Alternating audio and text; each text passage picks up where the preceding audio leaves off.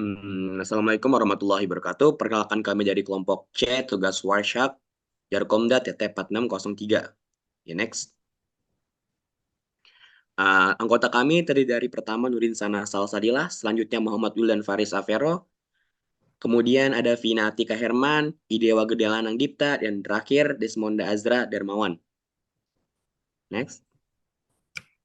Pembagian tugas. Nurin Sana Salsadilah melakukan capture pada Wireshark. Selanjutnya, Vina Atika Herman menganalisis dan membuat penjelasan di PPT untuk dipresentasikan. Muhammad Wildan Faris Avero membuat desain PPT, Idewa Gedelanang Dipta merekam video, dan yang terakhir Desmonda Azra mengupload video. Next. Web yang dipakai yaitu beasiswa.ui.h.id. Memiliki IP address 34.107.221.82. Diakses kurang lebih 10 detik. Di sini ada gambar dari link tersebut. Ya, next. Pertanyaan yang A. Tuliskan IPv4 address dari tujuan website yang diakses pada browser, atau jelaskan bagaimana cara mendapatkan IPv4 address ini pada paket yang ditangkap oleh Wireshark. Gambarnya seperti ini dalam Wireshark. Ya, next. Jadi diketahui IP source atau Wi-Fi interface yaitu 192.168.1.22.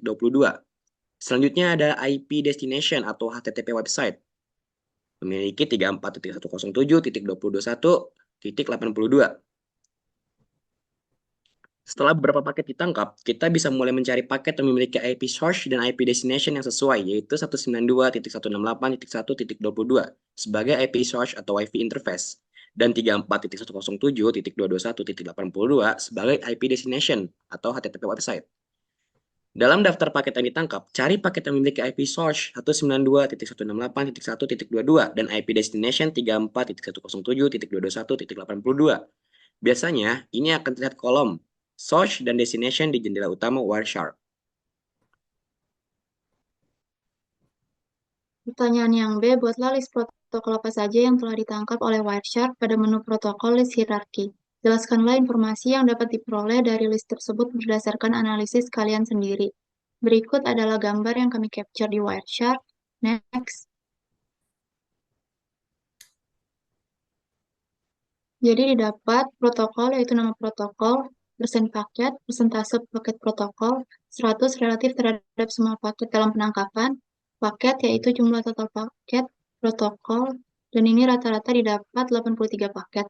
Persen bytes yaitu persentase byte protokol relatif terhadap total byte dalam tangkapan. Bytes yaitu jumlah total byte dari protokol ini. Bits per second yaitu bandwidth protokol relatif terhadap waktu penangkapan. End packets yaitu jumlah total paket yang menandai akhir dari protokol yang dianalisis. End bytes yaitu total byte dalam paket-paket yang mengakhiri protokol. End bits yaitu bandwidth relatif pada akhir protokol diukur dalam bit per detik atau BPS. PDUS yaitu protokol data units, unit data yang ditransfer antara protokol yang berinteraksi. Next.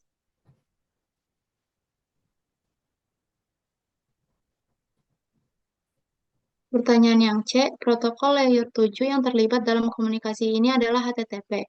Gunakan menu follow TCP stream pada paket HTTP GET.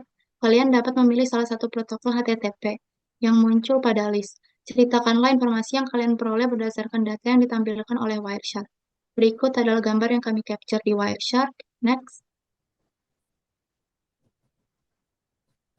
Jadi dapat diketahui dari gambar, yang pertama, konten dari TCP stream akan ditampilkan dalam urutan yang sama seperti yang muncul di jaringan. Yang kedua, lalu lintas dari klien ke server berwarna merah, sedangkan lalu lintas dari server ke klien berwarna biru. Next. Jadi selanjutnya pertanyaan yang D, pilih salah satu paket HTTP. Perhatikan bagian panel paket detail. Ceritakan dan jelaskan mengenai informasi apa saja yang terdapat pada panel paket detail tersebut. Tuliskan source IP address, destination IP address, source MAC address, dan destination MAC address dari paket yang telah dipilih. Apa perbedaan alamat IP dan MAC? Mengapa perlu dua jenis alamat tersebut? Yang pertama ada frame layer 1 atau si layer. Pada panel ini dapat dilihat frame data dengan nomor 8. Ukuran frame ini adalah 55 bit pada wire atau setara dengan 440 bit dan 55 bit yang berhasil ditangkap. Yang kedua ada frame layer 2 atau OSI layer. Tipe enkapsulasi yang digunakan adalah Ethernet 2. Terdapat dua alamat MAC yang ditampilkan, yaitu alamat sumber atau source dan alamat tujuan destination. Alamat sumbernya adalah Lithium Techno. Alamat tujuan adalah ZTE. Kedua alamat ini merupakan alamat unik global dan individual address. Yang ketiga adalah frame layer 3 atau layer. Panjang header IPv4 adalah 20 bit, setara dengan 5 kata. Header ini mengandung informasi penting untuk mengarahkan dan mengelola paket data. Nilai DSCP adalah 0x00 yang menunjukkan layanan diferensiasi default atau CSO dan tidak ada explicit congestion notification atau ECN. Total panjang paket data adalah 41 bit. Nilai time to live atau TTL adalah 128. TTL mengindikasikan beberapa banyak lompatan atau hops yang dapat dilakukan sebelum paket dihapus dari jaringan. Selanjutnya pertanyaan yang E. Masih dalam list hasil filter untuk HTTP, perhatikan proses mulai HTTP GET request sampai dengan proses HTTP 200 OK. Klik list HTTP GET, perhatikan Since First Frame, klik kanan Apply. Apply as column, demikian pula pada bagian timestamp. Hitunglah waktu yang diperlukan dari mulai HTTP GET sampai dengan responnya sampai ke user HTTP 200 OK. Pada gambar berikut adalah jawaban yang telah di-capture. Next.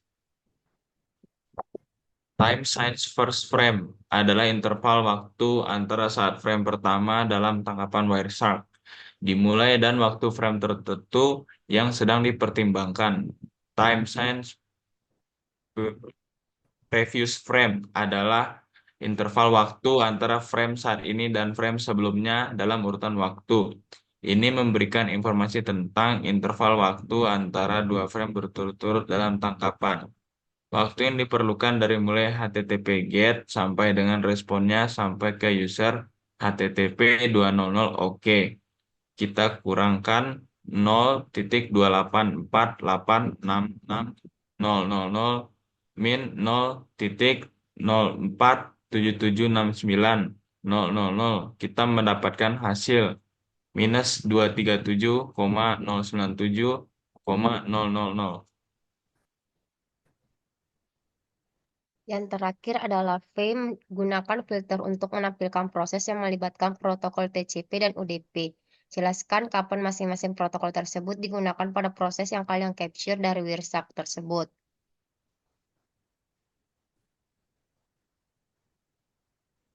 TCP dalam kondisi ini digunakan untuk mengatur koneksi antara pengirim dan penerima untuk memastikan pengiriman data yang handal dan mengelola aliran data agar tidak terjadi kelebihan beban pada jaringan.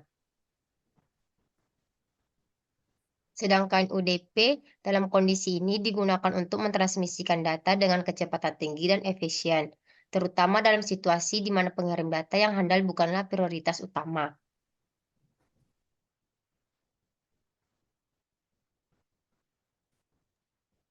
Demikian presentasi yang dapat kami sampaikan. Bila ada kesalahan kata mohon dimaafkan. Kami akhiri. Wassalamualaikum warahmatullahi wabarakatuh.